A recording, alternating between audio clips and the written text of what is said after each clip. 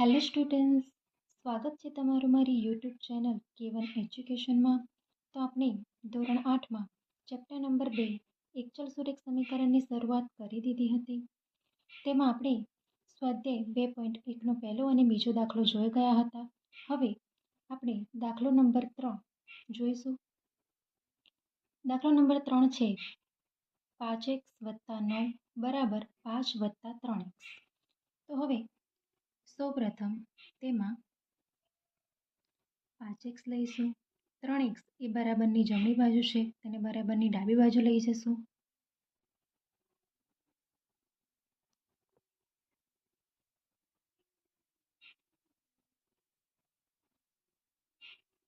બરાબર 5.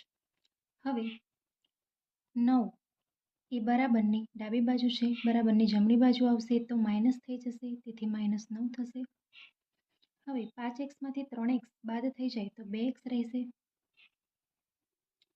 9 માંથી 5 જાય તો 4 રહેશે, પરંતુ મોટી સંખ્યાની નિશાની માઇનસ છે, તેથી અહીંયા માઇનસ આવશે.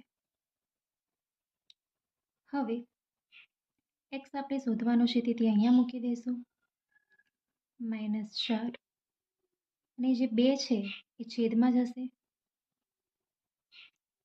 2 દુ 4 થશે. અહીં આપણને x ની કિંમત -2 મળી છે.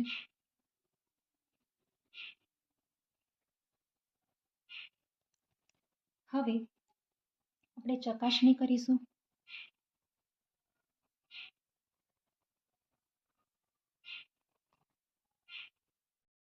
ચકાસણી કરવા માટે સૌપ્રથમ ડાબી બાજુવાળી સંખ્યા, પછી જમણી બાજુવાળી સંખ્યા લઈશું. તેમાં x ની કિંમતો મૂકી અને જવાબ ચકાસશું. જો ડાબી બાજુવાળી સંખ્યા અને જમણી બાજુવાળી સંખ્યાનો જવાબ સરખો આવે તો આપણે જે xનો જે ઉકેલ મેળવ્યો છે -2 એ સાચો છે તેમ કહી શકાય છે. તો સૌપ્રથમ આપણે ડાબી બાજુવાળી સંખ્યા લઈશું.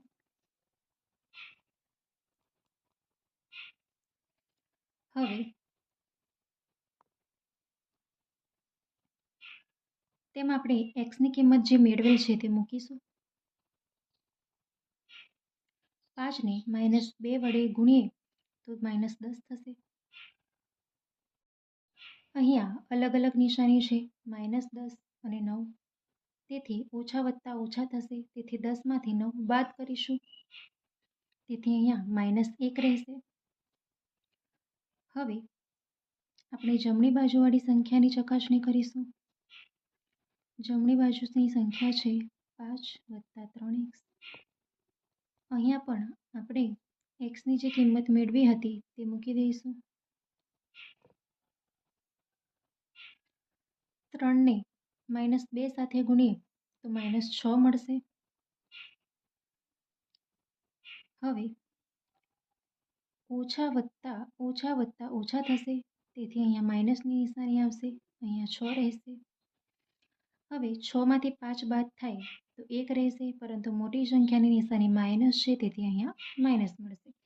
હવે આપણે જોઈ શકીએ છીએ કે ડાબી બાજુવાળી સંખ્યા અને જમણી બાજુવાળી સંખ્યામાં -1, બંનેમાં -1 મળે છે, તેથી આપણે કહી શકીએ છીએ કે આપણે જે ઉકેલ મેળવ્યો હતો x બરાબર -2 એ સાચો છે. હવે આપણે દાખલો નંબર 4 જોઈશું. દાખલો નંબર 4 છે 4z + 3 બરાબર 6 + 2z. હવે તેમાં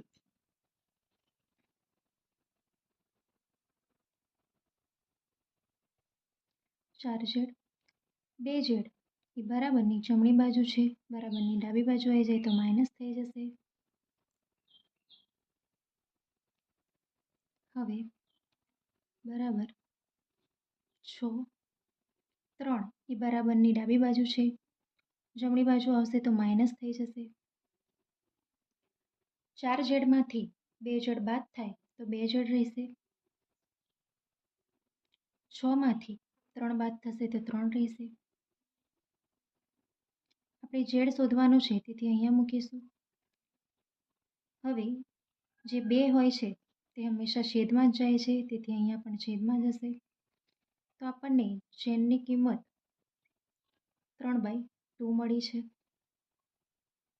હવે આપણે આ જવાબ સાચો છે કે ખોટો તેની ચકાસણી કરીશું.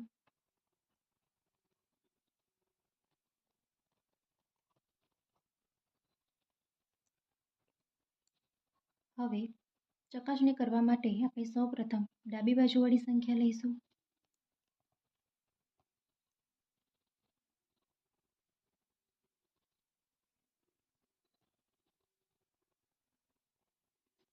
હવે આ સંખ્યામાં આપણે ઝેડની કિંમત મૂકીશું.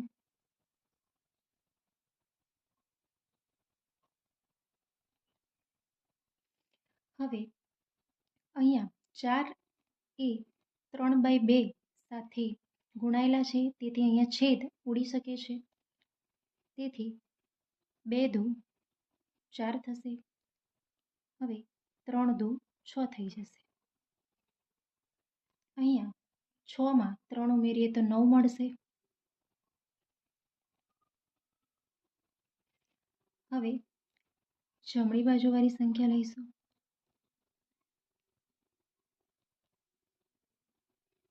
અહીંયા પણ આપણે ઝેડની કિંમત મૂકી દઈશું.